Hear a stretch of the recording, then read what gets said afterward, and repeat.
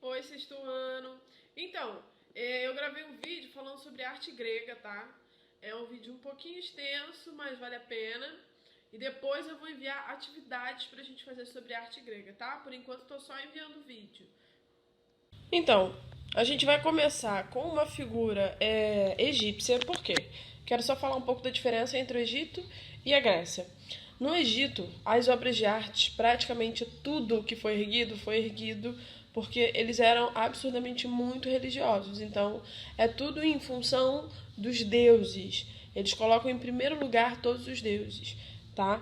Todas as pinturas é tudo para os deuses e para o faraó, que é a representação humana, né? E o acesso que as pessoas teriam até os deuses seria o faraó. E aí, já no grego, é totalmente contrário. Eles são voltados para a razão, tá? Homem está em primeiro lugar. Eles também são politeístas, igual ao Egito. Eles têm vários deuses. Mas, tanto que eles quase todo o trabalho de arte deles é também de representação de lendas dos deuses. Só que eles, ao contrário do Egito, eles queriam o menor possível de chance de que os desenhos se parecessem de fato com os deuses ou com o faraó, porque eles queriam só que fosse uma representação, porque era tão grande a divindade que eles tinham e o quão o faraó era importante, que eles não queriam que os desenhos se parecessem de fato com eles. Já na Grécia é o contrário. Na Grécia eles fazem literalmente a imagem das obras de arte de escultura são os deuses, mas são voltados para parecer absurdamente com o ser humano, tá? Tanto que eles começam a estudar a matemática do corpo para justamente transformar o homem à semelhança dos deuses, os deuses à semelhança do homem. Entende? São muito parecidos com o ser humano. E aí o que eu trouxe aqui, que eu acho importante falar, são as regras, alguma das matemáticas que eles usam. Por exemplo, nós somos exatamente 8 cabeças nossas. Aqui só tá 7,5 porque o cara tá em pé. E aí o pezinho fica deitado, né? Mas se ele tivesse levantado, o pé ia ficar um pouquinho mais para baixo, ia dar 8 cabeças certinho. É uma das regras do nosso corpo, vocês podem medir até. Vocês podem medir que a mão da gente é exatamente o nosso rosto, tá? Que vai da sobrancelha até o queixo. O nosso braço aberto, ele é exatamente o nosso tamanho. A nossa linha que divide o antebraço do braço, ela estipula exatamente onde fica a nossa cintura, tá? Algumas regras do rosto também. Uma das matemáticas exatas é o seguinte: o nosso olho começa, na verdade, nossa orelha começa exatamente onde está o nosso olho, tá vendo? A distância entre dois olhos é de um olho. Então, hoje as pessoas utilizam para desenhar, mas é uma matemática corretíssima, tá? Mas sempre lembrando que cada um vai ter um tamanho de olho, um tamanho de orelha, então isso vai de acordo com cada pessoa, tá? E aí, tempos à frente também, o Leonardo da Vinci vai começar a dissecar corpos para incluir melhor essa matemática. E aí a gente chega nesse tipo de escultura que é incrível. Você consegue ver até a costela do cara. Mas a arte grega ela vai se dividir, pessoal, em várias partes, que é geométrico, orientalizante, estilo arcaico, clássico e helenístico. Eu vou começar pelo estilo geométrico. O geométrico todas essas coisas eram produzidas, mas acho que cada período uma delas foi mais importante, mais produzida ou produzida com mais ênfase. Então, o que eu posso destacar no período geométrico são as ânforas, que são os vasos, né? Feito para colocar alimento, feito para guardar um monte de coisa, feito para guardar funerário também, feito para guardar, não corpos, né? Mas cinza dos corpos. Você guarda material de alimento, farinha, você também coloca água. Então, ela tem uma função. E aí eu queria também destacar que naquela época eles também já faziam esculturas de homem e mulher, só que também é muito geométrico, tá vendo? A diferença desse corpo, que tá bem feito, só que não é como o outro que tá num ideal de beleza que já tem um padrão. Para eles, aquele era o ideal de beleza, né? Que era um corpo muito forte dos homens. Esse tá bem mais quadrado, né? No estilo orientalizante, vocês podem perceber que tem um pouquinho de semelhança com o Egito, tá vendo? As pinturas também eram feitas de lado, zero proporção, não existia um ideal de beleza. Uma coisa que é muito importante a gente frisar aqui é o ideal de beleza dos gregos.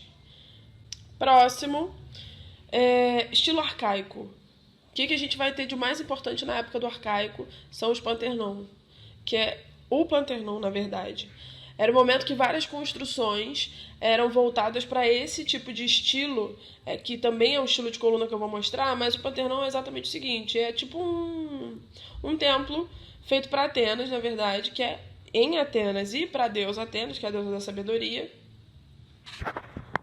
E aí, o que é importante nessa época é que a gente vai dividir quase todas as construções, vão vir a partir desse tipo de coluna, que é dividido entre dórico, jônico e coríntio. Tá vendo? Essas são as coisas mais importantes que a gente tem no período arcaico. Não que eles não façam escultura, mas é um dos mais importantes. Aí a gente vai passar pro clássico. No clássico, aí sim, eles dão absolutamente muita importância para as esculturas de deuses e esculturas perfeitas. Tanto que as colunas, tá vendo? É um tipo de coluna. A coluna vai ser utilizada... na verdade, a coluna vai ser trocada pela imagem de esculturas de deuses. Nós passaremos para Roma. Então, quais são as semelhanças de Roma com Grécia? Na verdade, artística, ela é totalmente semelhante.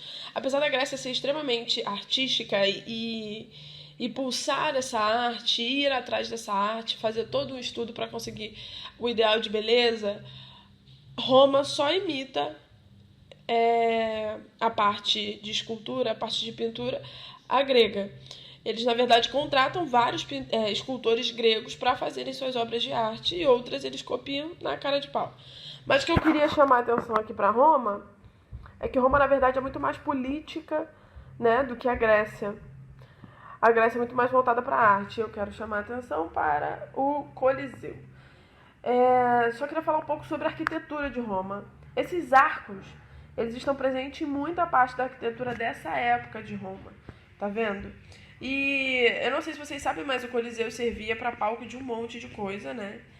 Na verdade, eles faziam execução de criminosos dentro desse lugar. Eles faziam homens lutarem com animais, né? Morria por dia 40 gladiadores, sabe? E o imperador, às vezes, queria que as pessoas não percebessem o cheiro de sangue, o cheiro de corpo morto e a quantidade de sangue que ficava no local. E aí ele dava perfume para os espectadores, para que eles não sentissem, né? Pedia, na verdade, para os escravos dele colocar perfume, algo muito cheiroso, nos espectadores, para que eles não sentissem o odor que ficava dentro desse lugar. Outra característica romana são as abóbodas. É um tipo de arquitetura que existe em várias igrejas aqui no Rio de Janeiro também. Aqui no Rio de Janeiro não tem nenhuma igreja que seja somente de um estilo. Ela é praticamente eclética, possui um pouco de todos os estilos. Acho que só de Petrópolis que é de fato gótica. Mas aqui vocês vão achar várias igrejas no Rio de Janeiro com esse tipo de abóboda. E aí, ó, dentro do Coliseu é assim, tá vendo? É um tipo de teatro, só que ele é por inteiro. Já em Roma, a Roma é conhecida também pelos anfiteatros dela, que são teatros em semicírculo, tá vendo? E era bom porque todos os espectadores conseguiam assistir tudo, né? Ninguém ficava na frente de ninguém. Para terminar Roma, eu queria mostrar algumas pinturas, tá? Roma não tem muita pintura, até porque a maioria das pinturas foram soterradas por uma erupção em Pompeia, porque a maioria das pinturas eram em Pompeia, tá? Aqui na cidade de Roma. Os mosaicos. Vocês estão vendo que mosaico é um tipo de arte que a gente faz como se fosse uma colagem de várias coisas bem pequenininhas até formar uma coisa só. E aí eles normalmente faziam em paredes, teto e chão, e eles usavam um pedacinho de concha, vidro, pedras coloridas, tá vendo? Até conseguir formar a imagem que eles queriam.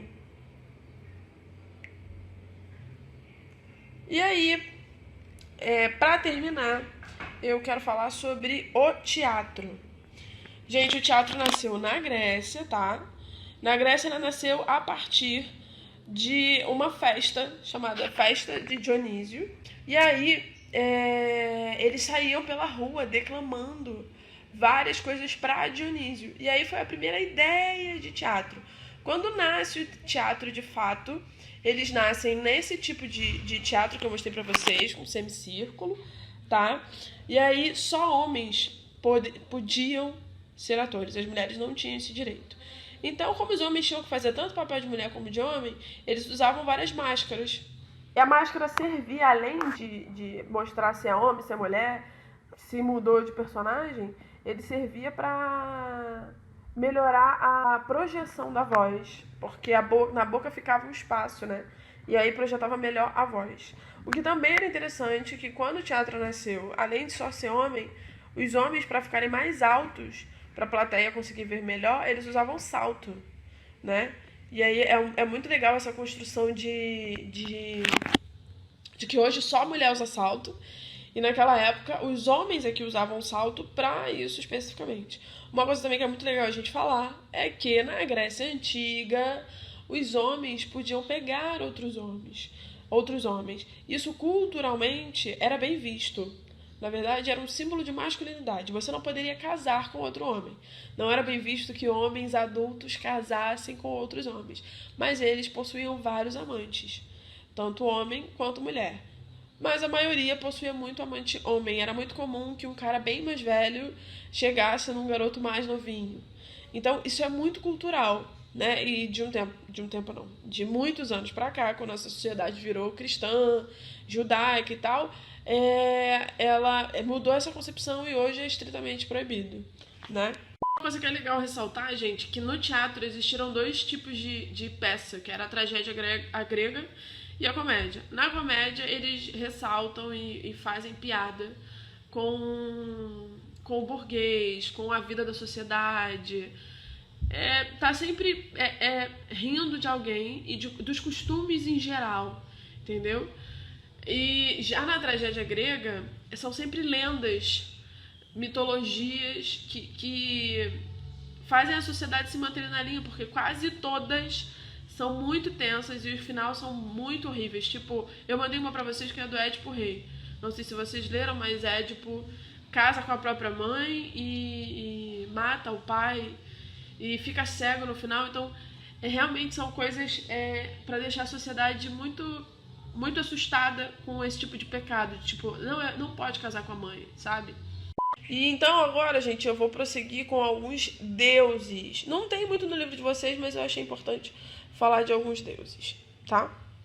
Bem, começa com a história desses dois deuses, Cronos e Reia. Cronos quer dizer tempo. Cronos era o deus do universo, ele tinha matado o próprio pai Urano para se tornar o deus do universo. Quando ele casa com a Reia, ele começa a ter vários filhos. E aí ele vai engolindo todos os filhos para que nenhum fique com o seu reinado. Só que a Reia consegue salvar Zeus. E aí ele mata o próprio pai, que quer dizer matar o tempo. Lembra que Cronos quer dizer tempo? Então, quando ele mata o tempo, para os deuses, o tempo não existe mais. Então, eles são imortais. E daí vem a ideia de deuses imortais. E aí o Zeus divide o mundo, né? Divide a terra com seus dois irmãos. Então, o Poseidon fica como deus dos mares, o Hades fica como deus do inferno e ele fica como deus dos céus. E aí, Zeus tem vários filhos né? Ele tem Hércules, que a maioria dos filhos de Zeus são mortais, então são semideuses. Artemis, deusa da caça, Hermes, que é o deus mensageiro, Perséfone, a mulher de Hades, que é a deusa do inferno, as musas, Helena, que é a Helena de Troia, considerada a mulher mais bonita do mundo, Minos, que é o Minotauro, Apolo, que é como se fosse um oráculo. Uma coisa que eu esqueci de falar é que Zeus casou com a sua própria irmã, Hera, né, que divide o reinado dos céus com ele, e aí ele teve 2 filhos, Ares, deus da guerra, e Hefesto, deus do fogo, que é quem faz os raios dele. Hefesto era considerado um dos deuses mais feios, e eu acho que Afrodite perde uma aposta com Zeus e ele faz ela casar com Hefesto. Só que a Afrodite era apaixonada por Ares. E aí ele se mantém amante por muitos anos, né? E aí Ares, que é o deus da guerra, com Afrodite, que é a deusa do amor, eles têm um filho que a gente conhece como Cupido, mas na Grécia se chama de Eros. Cupido todo mundo acha que é um deus bonzinho, fofo, faz as pessoas se apaixonarem, mas não é isso. Na verdade, amando da mãe, ele ferra muitas pessoas que não poderiam se apaixonar na vida e que se apaixonam. Por exemplo, Zeus. Zeus se apaixona por várias mortais, justamente porque Eros, amando da Afrodite, faz ele se apaixonar com a sua flecha que vai nele. E aí Hera, que é extremamente ciumenta, castiga quase todas as mulheres com quem Zeus sai. E é isso, gente. Beijos, saudade de vocês.